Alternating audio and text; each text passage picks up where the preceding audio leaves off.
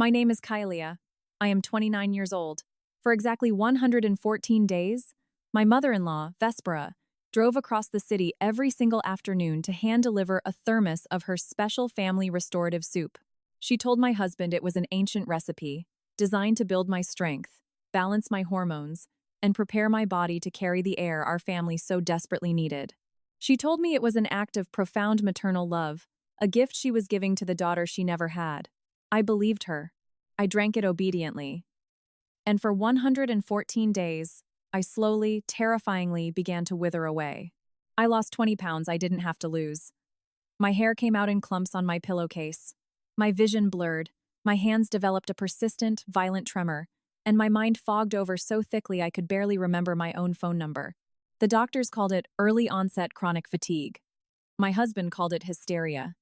But I found out the truth on a rainy Tuesday in November, the day I didn't drink the soup. Instead, feeling particularly nauseous, I poured the dark, herby broth into a crystal bowl and fed it to Vespera's prized $15,000 Savannah cat, Ignis. When that magnificent, leopard-spotted animal seized, foamed at the mouth, and collapsed onto Vespera's imported Persian rug, my mother-in-law didn't scream for a veterinarian. She didn't rush to comfort the animal she treated better than most humans.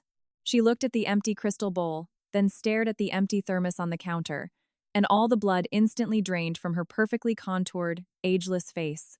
She looked at me, standing there perfectly conscious, and she whispered a single, horrified sentence that blew my entire world into a million jagged pieces. Before we get into the anatomy of a murder attempt disguised as maternal care, I need to take you back. Back to the illusion I bought into, the family I thought I was marrying into, and the subtle, invisible threads of control that Vespera wove around my throat before I ever realized I was suffocating. I grew up without a safety net. Both my parents passed away in a car accident when I was 19, leaving me to navigate the tail end of college and the beginning of adulthood entirely alone. I became fiercely independent because I had no other choice. I built a successful career as a botanical archivist and landscape designer. I bought my own modest loft in the Arts District. I was self-sufficient, but there was a hollow ache in my chest that flared up every holiday. Every time a coworker complained about their overbearing mother, every time I saw a family gathered around a crowded dinner table, I didn't just want a husband, I wanted a family. I wanted a seat at a table where I belonged. Enter Jaron. Jaron was 32 when we met at a gallery opening. He was polished, charismatic, and possessed that specific kind of relaxed confidence that only comes from generational wealth. He was the executive vice president of his family's commercial logistics empire, a company built by his late father and now ruled with an iron, manicured fist by his mother, Vespera. When Jaron looked at me, I felt like the only woman in the room. He was attentive, sweeping, and overwhelmingly protective. Within 6 months, he proposed. Within 8, he introduced me to Vespera. I should have recognized the danger the moment I walked into her estate. Vespera lived in a sprawling, modernist glass and steel mansion that felt less like a home and more like a museum, where human emotion was strictly prohibited. She was a woman who commanded gravity. She never raised her voice, but people scrambled to anticipate her needs.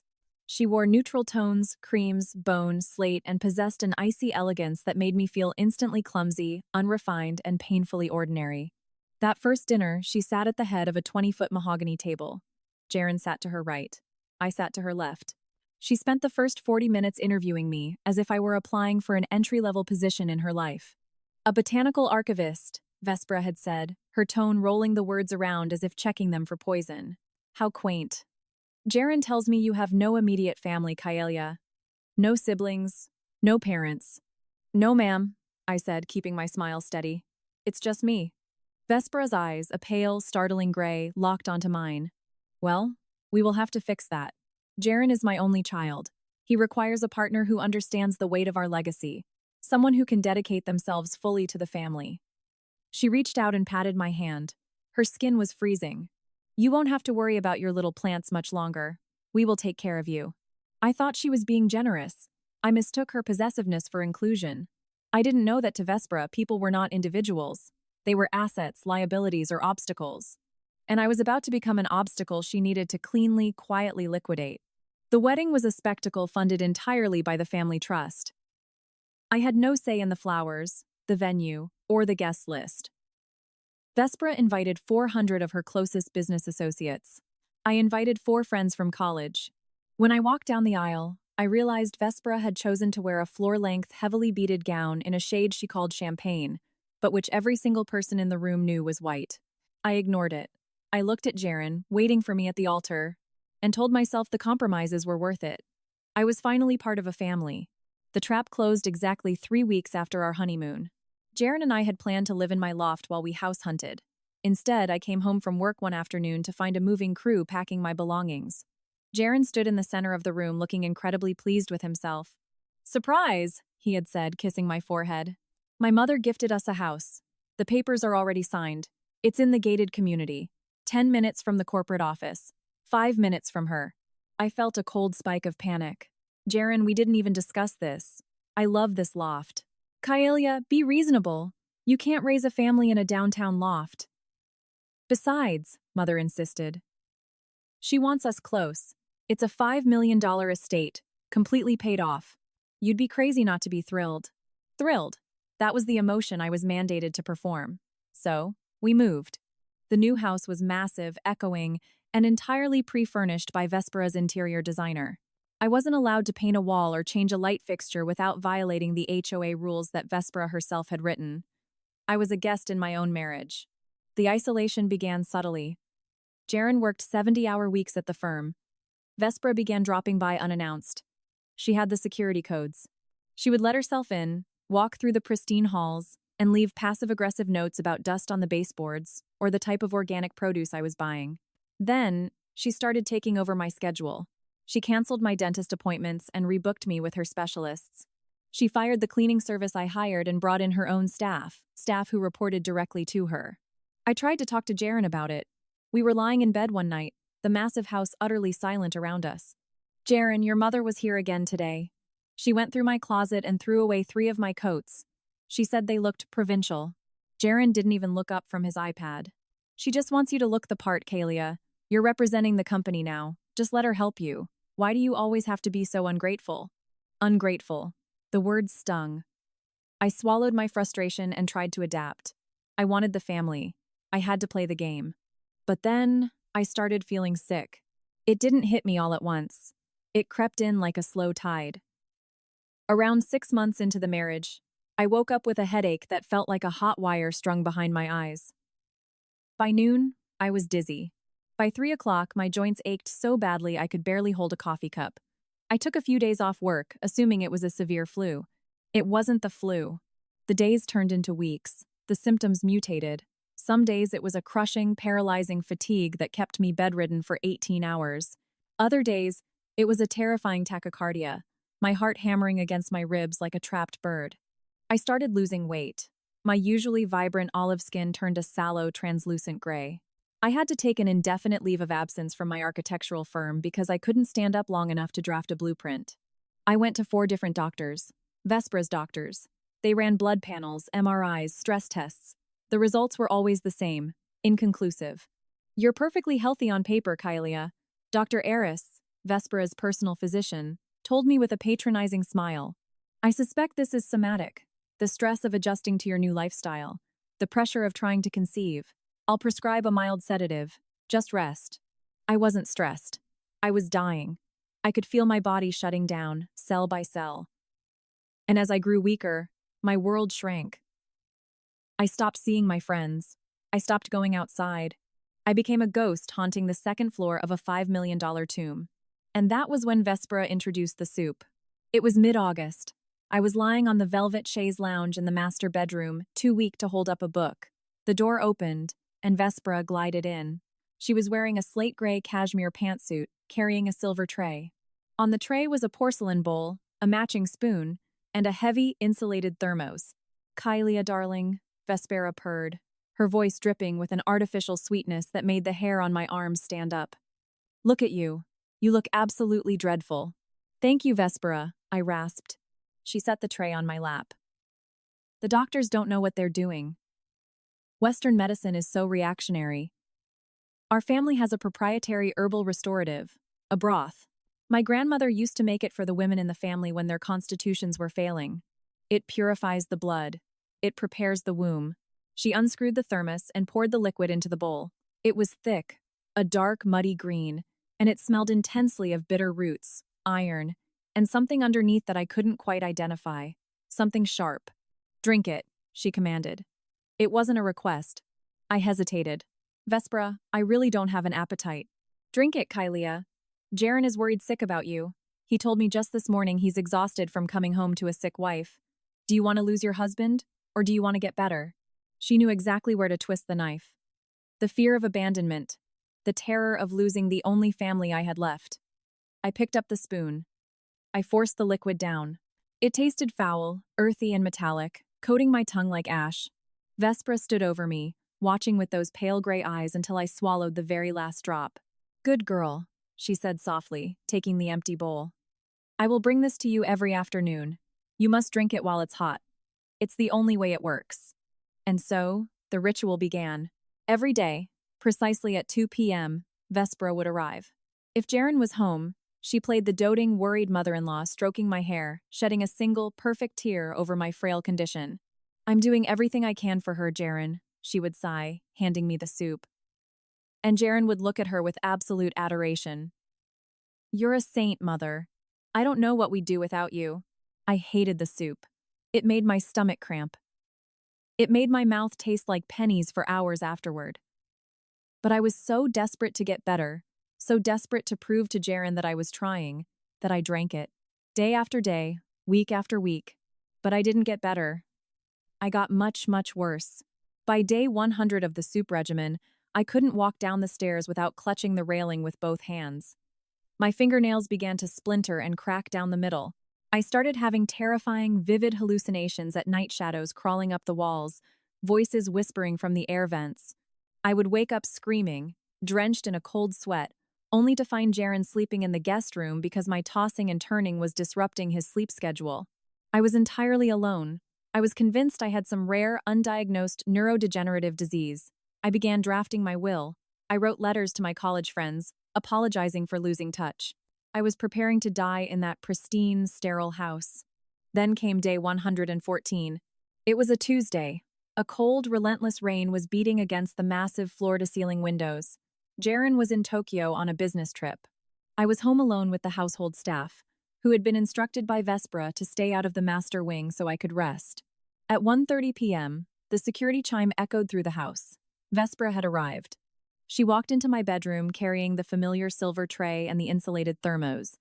But she also had Ignis with her. Ignis was Vespera's F1 Savannah cat. He was practically a wild animal, a massive, 30-pound creature with sleek, leopard-spotted fur, golden eyes, and a temperament that terrified the cleaning staff. Vespera adored him. She fed him raw quail and imported salmon. He wore a collar studded with real diamonds. Ignis was, in many ways, the only living thing Vespera showed genuine, uncalculated affection toward. The maid is vacuuming the lower level, Vespera announced, setting the tray on my nightstand. It upsets Ignis's nerves. He will stay in here with you while I review some paperwork in Jaren's study. She poured the steaming, dark green sludge into the porcelain bowl. Drink it all, Kylia. I will be back in 30 minutes to collect the dishes. She swept out of the room, closing the heavy oak door behind her. I looked at the bowl. My stomach roiled in violent protest. Just the smell of the bitter, metallic herbs made my throat close up. I couldn't do it. My body was screaming at me, a primal, visceral rejection. I felt so overwhelmingly nauseous that I actually leaned over the side of the bed, gagging dryly. Ignis hopped onto the bed. He sniffed my hair, then prowled over to the nightstand. Savannah cats have a highly developed sense of smell and a bizarre palate. Before I could shoo him away, Ignis leaned over the edge of the nightstand and began to lap at the soup. I should have stopped him. Vespera would be furious. But I was so weak, so entirely drained, that I just lay there and watched the massive cat drink. He consumed about half the bowl before he stopped, licked his chops, and jumped down to the floor to groom himself on the Persian rug. I sighed in relief. I could just dump the rest down the ensuite bathroom sink and tell Vespera I drank it. I closed my eyes, intending to rest for just a moment before getting up. A sound jarred me awake, a horrible, wet, thrashing sound. I opened my eyes and pushed myself up on my elbows. Ignis was on the rug. He was on his side, his legs bicycling violently in the air. Thick, white foam was spilling from his jaws, staining the antique silk of the carpet. His eyes were rolled back in his head, exposing the red sclera. His entire body was convulsing in rapid, brutal spasms. Panic, sharp and cold, sliced through my brain fog. "Ignis!" I croaked, trying to throw the blankets off. My legs tangled. I collapsed onto the floor, dragging myself toward the cat. He was choking, his claws tearing at the rug in agony. I screamed. My voice was a weak, raspy thing, but the sheer terror in it carried through the quiet house. "Vespera! Vespera, help!" The door flew open. Vespera stood there, a file folder in her hand. Her eyes darted from me, crumpled on the floor, to the cat convulsing in a puddle of foam and vomit. Normal people would panic. Normal people would rush to the animal, scream for a phone, call an emergency vet. Vespera did none of those things. She froze. She looked at Ignis, whose spasms were slowing into terrifying, rigid twitches. Then, slowly, mechanically, she turned her head and looked at the nightstand. She looked at the thermos. She looked at the half-empty porcelain bowl. And then she looked at me. I will never, for the rest of my life, forget the expression on her face. It wasn't confusion. It wasn't sorrow. The color vanished from her cheeks, leaving her skin looking like wet clay. Her pale eyes widened in a look of absolute, unadulterated horror. But she wasn't looking at the dying cat. She was looking at me, alive, breathing, and looking back at her. And in the deafening silence of that room, interrupted only by the wet, ragged breathing of the dying animal, Vespera took a step backward and whispered, "You didn't drink it." She didn't say, "What happened?" She didn't say, "What did he eat?" She said, "You didn't drink it." The words hit me like a physical blow. The world seemed to stop spinning. The fog in my brain parted for one crystal-clear, horrifying second, and the scattered, jagged puzzle pieces of the last 6 months slammed into place. The isolation. The unannounced visits. The dismissal of my symptoms by her doctors.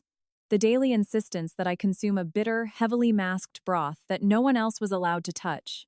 I wasn't dying of a mystery illness. I was being murdered. And the killer was standing 5 feet away from me, wearing slate-gray cashmere. The silence that followed her words was heavier than the humid air of the room, heavier than the rain battering against the reinforced glass windows. "You didn't drink it." The sentence hung suspended between us, a slip of the tongue so catastrophic that it seemed to bend the very fabric of reality. For the last 114 days, I had believed my body was failing me. I had believed I was uniquely, inherently broken. I had internalized the shame of my own decay, weeping in the shower as clumps of my dark hair washed down the drain, apologizing to a husband who looked at me with thinly veiled disgust. But in that singular, frozen second, as Vespera stared at me over the twitching body of her beloved $15,000 cat, the fog in my brain burned away. It was replaced by a surge of adrenaline so pure, so violently potent, that it felt like a defibrillator firing directly into my chest. I wasn't dying of natural causes. I was being systematically, meticulously eradicated. Vespera realized her mistake the moment the words left her perfectly painted lips. I saw the calculation rewrite her features in real time. The horrified realization vanished, swallowed instantly by a mask of cold, imperious concern. "My God," Vespera gasped, pressing a manicured hand to her chest. Her voice was suddenly loud, theatrical. "Ignis! The landscapers, they must have put down that new rat poison I explicitly forbade them from using. He must have eaten a tainted rodent. Oh, my poor, beautiful creature." She didn't move toward the cat. She moved toward the nightstand, toward the thermos, toward the crystal bowl containing the dregs of the dark green sludge. "I need to get him to the emergency veterinary clinic immediately," she continued, her tone entirely too steady for a woman whose prized companion was suffocating on his own foam. "And I must clean this up before the toxins spread to the carpet fibers. Give me the tray, Kalia." She reached for the porcelain bowl. Survival is not a conscious thought. It is an ancient, buried instinct that bypasses logic and seizes control of the muscles. Before Vespera's fingers could brush the porcelain, my hand shot out. I grabbed the heavy, insulated thermos by its metallic neck and yanked it toward my chest. I didn't care about the bowl. The cat had contaminated it. But the thermos was nearly full. The thermos was a weapon. It was proof. It was the physical manifestation of my murder. Vespera's hand stopped in midair. The theatrical panic drained entirely from her face, leaving behind something so reptilian, so profoundly empty, that it terrified me more than the poison in my veins. "Kaelia," Vespera said. Her voice had dropped an octave. It was no longer the voice of a concerned mother-in-law. It was the voice she used to dismantle corporate rivals in the boardroom. Put the thermos down. You are hysterical. The illness is making you paranoid. Stay away from me, I croaked. My voice sounded like crushed glass, but I pushed myself backward, scrambling across the mattress, clutching the metal cylinder to my chest as if it were a newborn child. Don't be absurd. You are sick. You are confused. Vespera took a slow, deliberate step toward the bed. Give me the thermos, Kaelia. I am trying to help you. I have always tried to help you. You are practically an invalid. What do you think you're going to do? She lunged. Despite her age, Vespera was fast, fueled by a terrifying, cold-blooded desperation to destroy the evidence. But the adrenaline in my system gave me a frantic, erratic speed. I rolled backward, tumbling off the opposite side of the king-sized bed. My knees slammed into the hardwood floor, sending a shockwave of agony up my atrophied legs. But I didn't stop. I scrambled on my hands and knees, clutching the thermos, and threw myself into the master ensuite bathroom. I slammed the heavy, solid oak door shut just as Vespera's weight hit the other side. I threw the deadbolt. The lock engaged with a heavy, metallic click. Kaelia! Vespera slammed her open palm against the wood. The sound echoed off the marble tiles of the bathroom. Open this door immediately. You are having a psychotic break. I am calling Dr. Eris to bring a sedative. I ignored her. My hands were shaking so violently that I nearly dropped the thermos. I needed to secure the liquid. I dragged myself up using the edge of the marble vanity, my reflection catching in the mirror. I looked like a corpse. My eyes were sunken into deep, bruised hollows, my skin the color of old parchment. This was what she had done to me. Under the guise of love, she had hollowed me out. I opened the vanity drawers, frantically searching. My fingers bypassed the expensive La Mer creams and the unused cosmetics until I found an empty, heavy-duty travel bottle I had used for shampoo during my honeymoon. My hands trembled as I unscrewed the cap of the thermos. The bitter, metallic stench of the green sludge hit my nostrils, and my stomach heaved. I carefully poured the thick liquid into the plastic travel bottle, filling it to the brim, and screwed the cap on tight. I shoved the bottle deep into the pocket of my oversized cardigan. Kaelia! Vespera's voice was no longer muffled. It sounded closer. My blood ran cold as I heard the faint jingle of metal. The master keys. She had a ring of overrides for every door in the house. I heard the metal key slide into the bathroom lock. I didn't have time to think. I didn't have time to plan. I grabbed the heavy marble lid of the toilet tank, a solid, 20-pound slab of stone, and dragged it to the door, wedging it under the brass handle just as Vespera turned the key. The door cracked open an inch, then slammed to a halt against the marble wedge. You little fool! Vespera hissed through the crack, pushing her weight against the door. You have nowhere to go. You have no one. You are a sick, delusional girl who married so far out of her depth she drowned. If you walk out of this house, you walk out with nothing. Jaren will never believe you. Watch me, I breathed, though I don't know if she heard it. I backed away from the door. The master bathroom had a secondary exit, a small, frosted glass door that led to a private Juliet balcony overlooking the rear gardens. It was a 2-story drop, but there was a thick, ancient wisteria trellis bolted to the brick exterior. Before I met Jaren, I used to rock climb. Before I was poisoned, I was strong. I prayed that my muscles remembered how to hold my weight. I unlocked the balcony door and shoved it open. The November rain hit me like a barrage of icy needles, soaking through my clothes in seconds. I climbed over the wrought iron railing, my hands slipping on the wet metal. My arms screamed in protest, my joints burning with a neuropathic fire that the poison had seated deep in my bones. I didn't look down. I gripped the thick, gnarled vines of the wisteria and began to climb down. Every inch was agony. Halfway down, my left foot slipped on a wet leaf, and I plummeted the last 8 feet, landing hard in the manicured hydrangeas. Pain exploded in my ankle, but I bit down on my lip hard enough to taste copper, forcing the scream back down my throat. I dragged myself out of the bushes. I couldn't go to the driveway. Vespera's driver was likely waiting in the idling town car. I limped through the torrential rain, moving through the expansive rear gardens, cutting across the perfectly trimmed lawns until I reached the back perimeter wall. There was a wrought iron maintenance gate. It was unlocked. I spilled out onto the winding, affluent suburban street. I was drenched, freezing, missing a shoe, and shivering so hard my teeth rattled. I pulled my phone from my cardigan pocket. The screen was cracked, but it still worked. I didn't call the police. The police in this district were funded by the property taxes of families like Vespera's. They played golf with her. They would bring me right back, wrapped in a blanket, and hand me over to Dr. Eris for a psychiatric hold. I opened a rideshare app and ordered a car, dropping the pin 2 blocks down to avoid the estate's security cameras. I limped down the asphalt, hiding behind a massive oak tree until a nondescript silver sedan pulled up to the curb. The driver, a young man with a heavy beard, took one look at me in the rearview mirror and his eyes widened. "Ma'am, are you okay? Do you need me to call an ambulance?"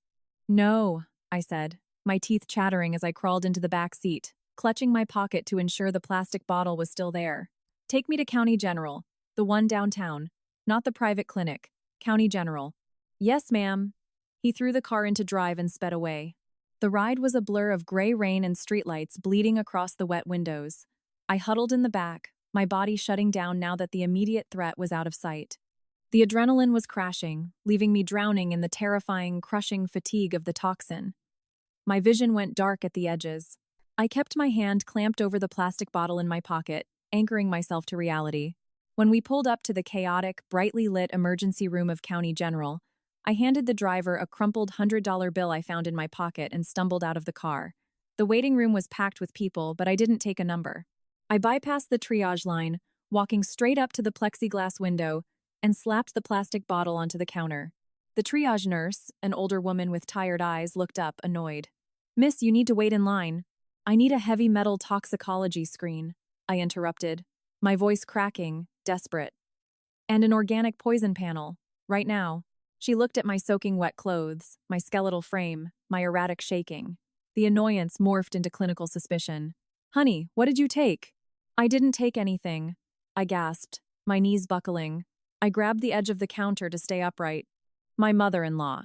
She's been feeding this to me. For 4 months. Her cat drank it and seized. Please. You have to test it. You have to test my blood. I'm being murdered." The nurse stared at me. I could see the calculus in her eyes. She was trying to decide if I was a victim or a psychiatric patient experiencing a paranoid delusion. Before she could make a decision, the buzzing in my ears swelled into a deafening roar. The bright fluorescent lights above me shattered into a million blinding sparks, and the linoleum floor rushed up to meet my face. I woke up to the steady, rhythmic beep of a heart monitor. The light in the room was dim. I was in a hospital bed, a thick blanket tucked around my shoulders, an IV line snaking into the bruised vein of my right hand. For a terrifying second, I thought I was back in the master bedroom, that Vespera had caught me and brought me back. I thrashed against the sheets, my heart rate spiking, making the monitor scream.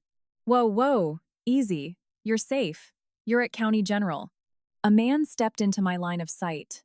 He wore a white coat over blue scrubs, a stethoscope draped around his neck. His name badge read Dr. Lin, attending toxicology. He had a kind face, but his eyes were grim. I stopped fighting, collapsing back against the pillows. "The bottle," I croaked. "Did you test the bottle?" Dr. Lin pulled up a rolling stool and sat down next to my bed. He folded his hands. "We did, and we ran a comprehensive heavy metal panel on your blood when you were admitted. You've been unconscious for about 14 hours, Kalia. 14 hours. Vespera would know I was gone. Jaren would know." "What is it?" I asked, my voice barely a whisper. "What was in the soup?" Dr. Lin sighed, a heavy, deeply troubled sound. "Thallium."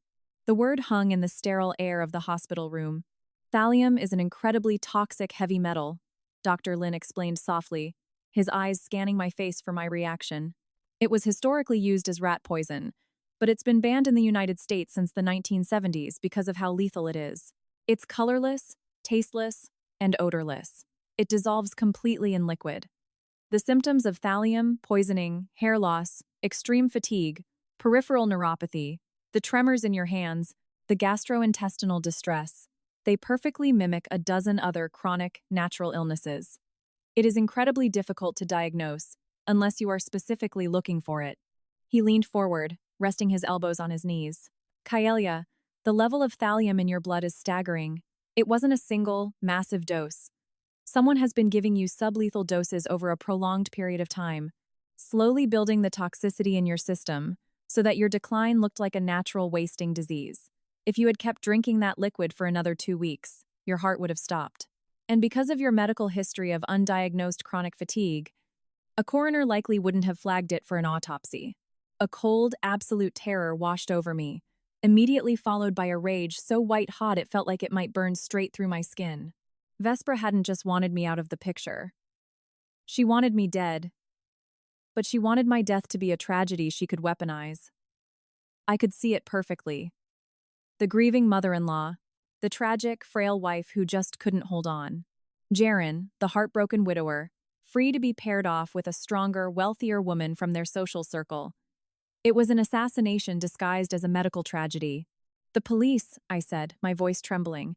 "You have to call the police." "I already did," Dr. Lin said. "It is mandatory protocol for confirmed heavy metal poisonings. A detective is waiting outside. But Kaelia." He hesitated, looking at his clipboard. "Your husband has been calling the hospital for the last 3 hours. He says you are suffering from severe psychiatric distress. He's been demanding we release you to his private medical team." Jaren. My heart seized.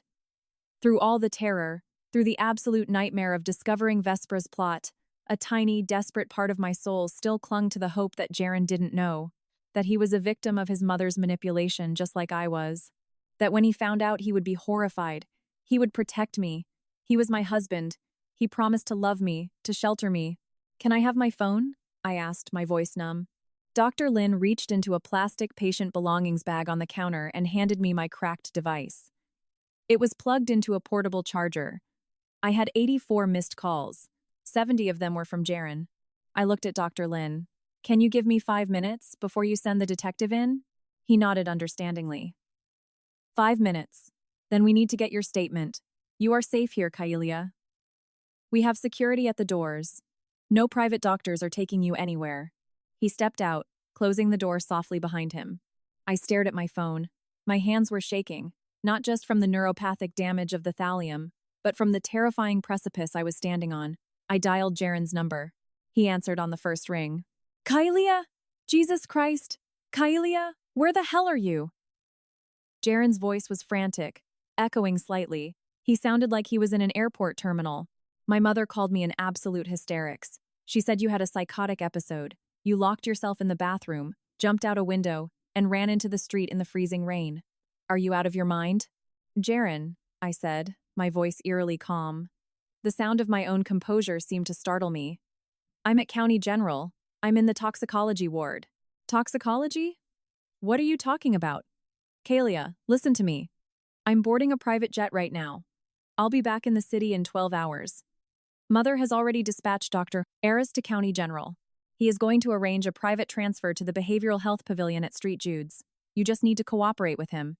"I'm not going anywhere with Dr. Aris," I said, gripping the phone tighter. "Jaren, your mother poisoned me. The soup she was bringing me every day, it was laced with thallium.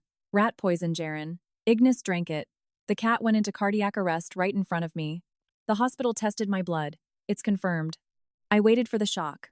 I waited for the horror, the outrage, the protective fury of a husband realizing his mother had tried to murder his wife. There was a long, agonizing pause on the line. When Jaren finally spoke, his voice had changed. The frantic, concerned husband vanished. The tone that replaced it was chillingly familiar. It was the exact same imperious, ice-cold tone his mother used. "Kaelia, stop this nonsense right now." "It's not nonsense, Jaren. I have the lab results." "I said stop," he snapped, his voice cracking like a whip. "Do you have any idea the kind of scandal you are trying to fabricate? Thallium? Murder? Listen to yourself. You sound absolutely insane. My mother has bent over backward to care for you. She has rearranged her life to nurse you because you are too weak to function as a proper wife. And this is how you repay her? By concocting some delusional conspiracy theory because the cat had a seizure?" Tears, hot and bitter, finally spilled over my eyelashes, tracking down my hollowed cheeks. "Jaren, they tested the soup I brought in. It was full of heavy metals." "You are a botanical archivist, Kaelia," Jaren said smoothly, his voice taking on a terrifyingly rehearsed cadence. "You work with fertilizers, pesticides, soil treatments. If there are heavy metals in your system, or in that thermos, it is because you put them there, in a desperate cry for attention. Or a misguided attempt to frame my mother because you resent her influence in our marriage." My breath caught in my throat. I felt as if the hospital bed had suddenly dropped out from underneath me, plunging me into a lightless void. He knew. Maybe he hadn't known the specifics of the poison. Maybe he hadn't poured the liquid himself. But he knew his mother was disposing of me. and he was actively, seamlessly laying the groundwork to discredit me. He was painting me as a suicidal, vindictive, hysterical woman who had poisoned herself to frame her wealthy mother-in-law. "You're protecting her," I whispered, the realization shattering the final, fragile illusion of my marriage. "I am protecting my family," Jaren replied coldly. "Dr. Eris will be there in 10 minutes. If you mention this absurd poison theory to the police, Kailia, I promise you, I will bury you. I will hire the best lawyers in this country. We will subpoena your psychiatric history.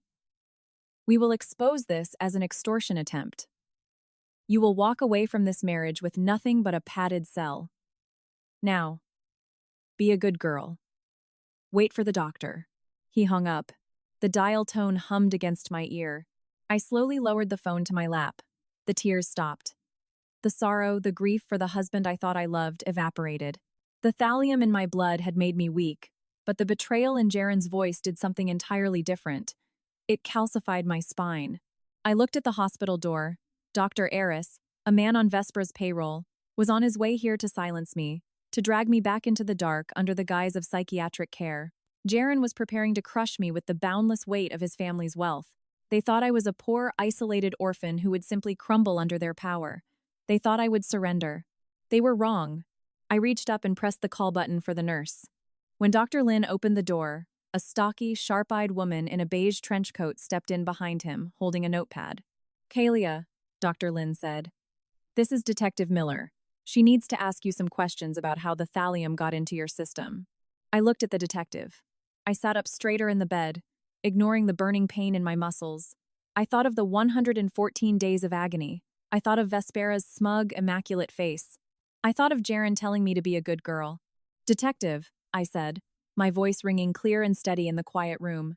"I want to press charges for attempted murder. And I want to request protective custody. Because the people who did this to me are incredibly wealthy, incredibly dangerous, and they are on their way here right now to finish the job." Detective Miller didn't patronize me. She didn't offer a pitying smile or dismiss my claims as the ramblings of a feverish, terrified woman. She pulled a steel chair to the edge of my bed, opened her notebook, and clicked her pen. "Start from the beginning," she said.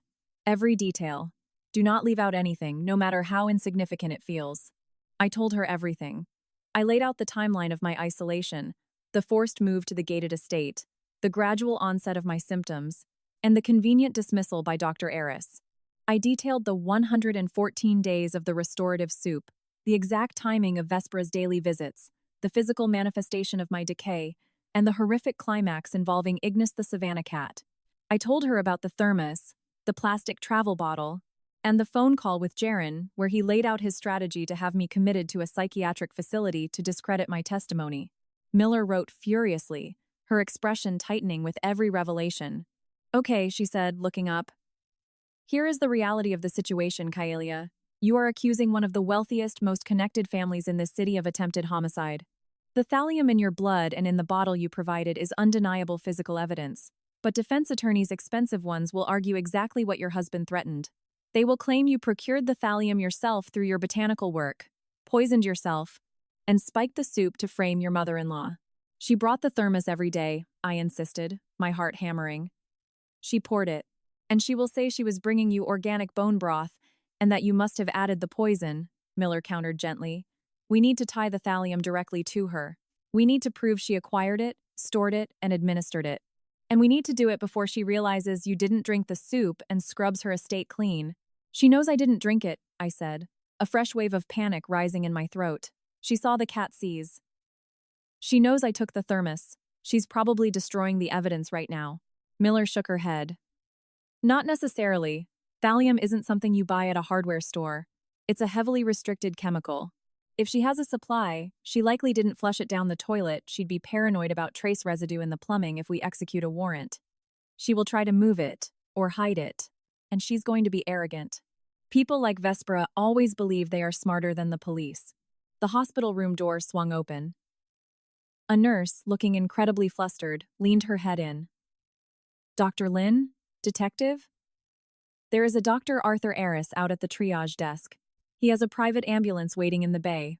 He's presenting legal documents claiming he has medical power of attorney over the patient and is demanding her immediate transfer to St. Jude's Behavioral Health."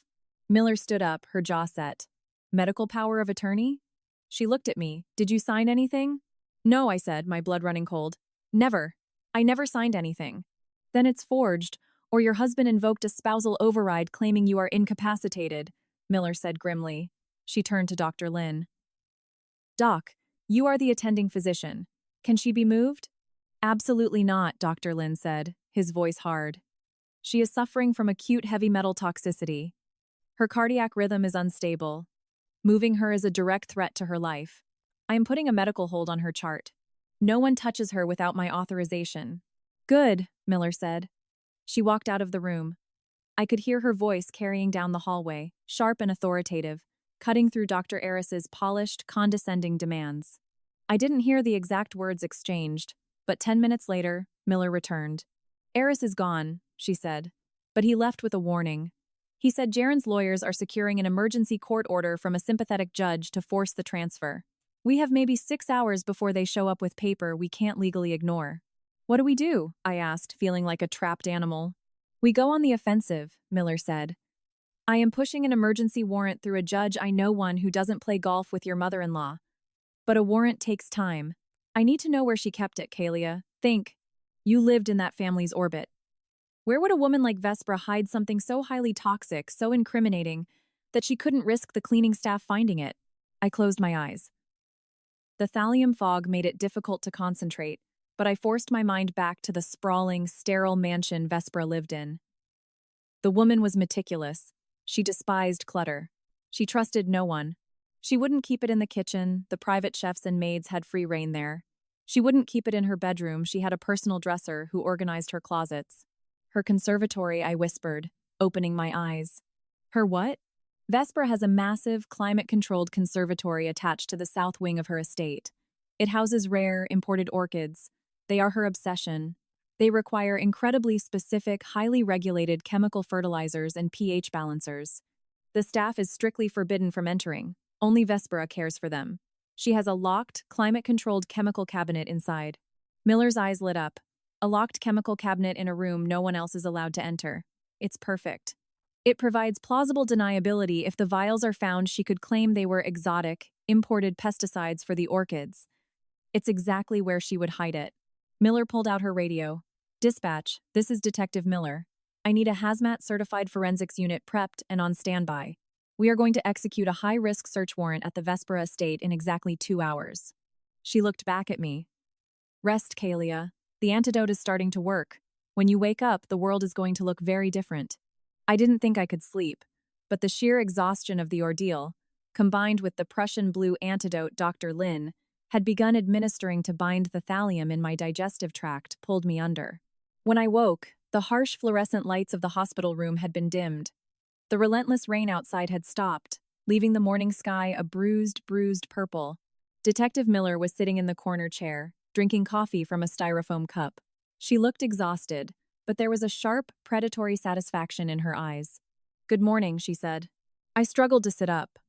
My muscles still burned, and the tremors in my hands hadn't entirely subsided, but the crushing, suffocating fog in my brain had lifted significantly. I could think clearly. I could remember. Did you find it? I asked, my voice raspy.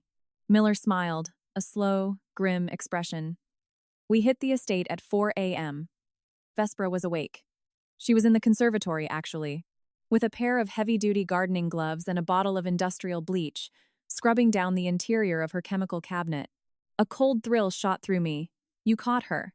We caught her destroying evidence, which is a felony in itself, Miller corrected. But she wasn't fast enough. Forensics swabbed the cabinet. It lit up like a Christmas tree for thallium residue. And we found something else, Kaelia. Something she didn't have time to dispose of. Miller pulled a clear evidence bag from her coat pocket. Inside was a small, leather-bound notebook. Vespera isn't just arrogant. She's an obsessive micromanager, Miller explained. She documented everything. This ledger was hidden in a false bottom of a planter. It doesn't explicitly say poison, but it details a daily schedule. Milligrams administered. Observations of your physical decline. Notations on your hair loss, your fatigue, your heart rate. It's a meticulous, chilling record of your deterioration, written in her own handwriting. I stared at the notebook, nausea rising in my throat. She hadn't just been poisoning me, she had been studying me. I was a science experiment to her, a problem she was solving mathematically. We arrested her, Miller said quietly. She's currently sitting in an interrogation room downtown, refusing to speak without her attorney. But we have her on premeditated attempted murder. Tears of profound, staggering relief pricked my eyes. It was over. The nightmare was over. What about Jaren? I asked. Miller's expression darkened slightly. Jaren's private jet landed 3 hours ago. He bypassed the hospital entirely and went straight to the precinct with a team of 6 lawyers. They are currently arguing that his mother is an elderly woman suffering from dementia, that she didn't understand what she was doing, and that you are an unstable opportunist trying to destroy their family name. Dementia? I scoffed, a bitter, hollow laugh escaping my lips. Vespera runs a billion-dollar logistics company. She doesn't have dementia. She's a sociopath. I know, Miller said. And the DA knows. But Jaren is throwing money at the problem. He's trying to buy reasonable doubt. And he's doing something else, Kaelia. His lawyers filed an emergency motion to freeze all your joint assets. They've locked you out of the bank accounts. They are claiming you abandoned the marital home in a state of psychiatric distress. If you walk out of this hospital, you walk out with absolutely nothing. I leaned back against the pillows, staring at the sterile ceiling. Jaren's words echoed in my mind. If you walk out of this house, you walk out with nothing. They thought that because I grew up poor, the threat of poverty would terrify me into submission. They thought I would rather be a sick, silent wife in a $5 million mansion than a healthy, penniless woman starting over. They fundamentally misunderstood who they were dealing with. I don't want their money, I told Miller, my voice dropping to a low, hard register. I want my life back, and I want them to pay. The next few weeks were a blur of legal maneuvering, medical treatments, and physical therapy. I remained at County General for another 10 days under protective custody, while the thallium was slowly purged from my system. The physical damage was significant, but Dr. Lynn assured me it wasn't permanent. My hair would grow back, the tremors would fade, my strength would return. The battle outside the hospital, however, was brutal. Jaren's legal team launched a massive, coordinated smear campaign in the press. Anonymous sources leaked stories to tabloids painting me as a gold-digging grifter with a history of mental instability. They dug up my past, my parents' death, my solitary life, and spun it to make me look like a desperate, unhinged woman who had fabricated a poisoning plot to extort a wealthy family. But Detective Miller and the district attorney held firm. The physical evidence, the thallium in my blood, the residue in the thermos, the contaminated cabinet in the conservatory, and Vespera's obsessive ledger was overwhelming. Vespera was indicted on charges of first-degree attempted murder and aggravated assault with a deadly weapon. She was denied bail, deemed a flight risk due to her extensive international assets. The woman who had ruled her empire from a glass mansion was now sitting in a 6x8 concrete cell, wearing an orange jumpsuit instead of slate-gray cashmere. Jaren, however, remained untouchable. There was no physical evidence tying him to the poisoning. There were no text messages, no emails, no audio recordings proving he knew what his mother was doing before I called him from the hospital. His lawyers argued that his threat to have me committed was simply the desperate reaction of a terrified husband dealing with a mentally ill wife. He played the victim perfectly. I filed for divorce from my hospital bed. Jaren contested it, weaponizing the legal system to drag the process out, draining my non-existent resources, trying to starve me out. He sent his lawyers to offer me a settlement. A quiet, uncontested divorce, a modest payout, and a strict, ironclad non-disclosure agreement. In exchange, I would recant my testimony against Vespera, claiming I had been confused by a bad reaction to prescription medication. I rejected it. I moved into a tiny, run-down studio apartment on the other side of the city, paid for by a victim's assistance fund. I had no furniture, no clothes, and no money. I slept on an air mattress. I ate ramen noodles. I went to physical therapy 3 times a week to relearn how to walk without a cane. And every single day, I felt a profound, overwhelming sense of victory. I was alive. I was breathing air that wasn't tainted. I was drinking water that wasn't laced with heavy metals. The silence of my empty apartment was infinitely more comforting than the sterile, oppressive echo of that $5 million tomb. 6 months after the rainy Tuesday, I fled the estate. Vespera's criminal trial began. It was a media circus. The downfall of a prominent socialite, the sensational details of the poison soup, the dramatic escape. It was catnip for the press. I was the prosecution's star witness. When I walked into the courtroom on the second day of the trial, I barely recognized myself. I had cut my thinning, damaged hair into a sharp, dark bob. I wore a tailored, inexpensive navy suit. I walked without a cane. I was thin, yes, but the sickly, translucent pallor was gone. My skin was flushed with life. Vespera sat at the defense table. She had aged 10 years and 6 months. The immaculate contouring was gone, revealing the sharp, bitter lines of a woman consumed by her own venom. She didn't look at me when I took the stand. She stared straight ahead, her jaw clenched so tightly I thought her teeth might shatter. Jaron sat in the front row of the gallery. He wore a bespoke charcoal suit, looking the part of the devoted, tragic son. He locked eyes with me as I walked past him. He tried to project intimidation, but I saw the slight, nervous tick at the corner of his eye. He was realizing, perhaps for the first time, that he had entirely lost control of the narrative. I sat on the witness stand for 6 grueling hours. The defense attorney, a shark in an expensive suit, tried to tear me apart. He questioned my mental health, my financial motives, my botanical background. He tried to suggest that I had poisoned the cat myself in a fit of psychotic rage. I didn't break. I didn't cry. I didn't raise my voice. I answered every question calmly, methodically, and with devastating precision. I looked directly at the jury and told them exactly what it felt like to have the life slowly, agonizingly drained from your body by a woman who smiled at you while she did it. I told them about the thermos. I told them about Ignis convulsing on the Persian rug. I told them about the absolute empty terror on Vespera's face when she realized I hadn't consumed the poison. She didn't want to just kill me, I told the silent courtroom. She wanted to erase me. She wanted to prove that I was weak, that I was unfit for her family. She used poison because it allowed her to maintain her perfection while I decayed in the shadows. When the prosecution introduced Vespera's ledger as evidence, the trial was effectively over. Reading the clinical, detached notes detailing my suffering stripped away any lingering illusion of Vespera as a misguided, overbearing mother. It exposed her as a monster. The jury deliberated for less than 4 hours. They found Vespera guilty of first-degree attempted murder. When the verdict was read, Vespera didn't scream. She didn't cry.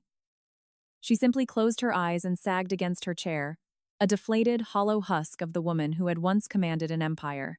The judge sentenced her to 25 years in a maximum security state penitentiary. She would be well into her 80s before she was eligible for parole. She would die in a cage. Jaron didn't stay for the sentencing. He walked out of the courtroom the moment the guilty verdict was read, surrounded by his security detail, refusing to answer questions from the press. I thought that was the end of it. I thought I had won my freedom. I thought I could finally close the door on the nightmare and begin the long, slow process of rebuilding my life. I was wrong. Vespera's conviction was merely the inciting incident for a much larger, much more devastating collapse. The fallout from Vespera's conviction was immediate and catastrophic for the family's logistics empire. The board of directors, terrified of the PR nightmare and the plunging stock prices, convened an emergency meeting less than 48 hours after the verdict. They forced Vespera into a permanent, irrevocable divestment of her shares. But they didn't stop there. During the criminal investigation, forensic accountants acting on a tip from Detective Miller, who had noticed several glaring irregularities in Vespera's personal accounts, while tracing the purchase of the restricted chemicals, began auditing the company's books. What they found was a labyrinth of corporate fraud, offshore tax evasion, and massive embezzlement that spanned over a decade. Vespera hadn't just been a murderer. She had been systematically siphoning tens of millions of dollars from the company's pension funds to maintain her lavish lifestyle, her real estate acquisitions, and her pristine, untouchable image. The board ousted Jaron. They stripped him of his executive title, froze his assets pending a federal investigation, and locked him out of the corporate headquarters. Jaron, the man who had threatened to bury me, the man who had promised I would walk away with nothing, suddenly found himself staring down the barrel of a multi-agency federal indictment. The $5 million estate was seized by the IRS. The private jets were grounded. The bank accounts were frozen solid. The divorce, which his lawyers had dragged out for months to starve me financially, was finalized in a matter of weeks. Jaron didn't contest a single point. He couldn't afford to pay his attorneys anymore. He signed the papers in a bleak, windowless conference room looking exhausted, disheveled, and utterly defeated. I didn't ask for alimony. I didn't ask for a settlement. I didn't want a single penny of their poisoned money. I walked away with my maiden name, my freedom, and my life. It has been 3 years since the rainy Tuesday. I climbed down a wisteria trellis to escape my own murder.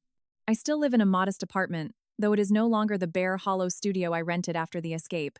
It is filled with light, with plants, with the chaotic, vibrant mess of a life lived on my own terms. I returned to my career as a botanical archivist. I am currently working on a massive restoration project for a historic city park, designing a labyrinth garden composed entirely of medicinal herbs and native flora. There is a deep, ironic satisfaction in using plants to heal, to build, after nearly being destroyed by them. My health has returned entirely. My hair is thick again. The tremors are gone. I run 3 miles every morning. I am stronger now than I ever was before I met Jaren, stronger in ways that have nothing to do with physical muscle. I learned later, through the grapevine of the city's legal circles, what happened to them. Vespera is serving her sentence in a facility 300 miles upstate. She is in the general population. There are no private chefs, no imported cashmere, no orchids. I am told she has aged terribly, that she refuses to speak to the other inmates, that she sits in the corner of the rec yard staring blankly at the razor wire. Jaren avoided federal prison by cooperating with the SEC and turning state's evidence against several of his mother's former business partners. He was ordered to pay massive restitution. The last I heard, he was living in a rented condo in a less desirable suburb, working as a mid-level manager for a regional supply chain company. He is completely estranged from the social circle that once treated him like royalty. He is, for all intents and purposes, exactly what Vespera was terrified I would make him, ordinary.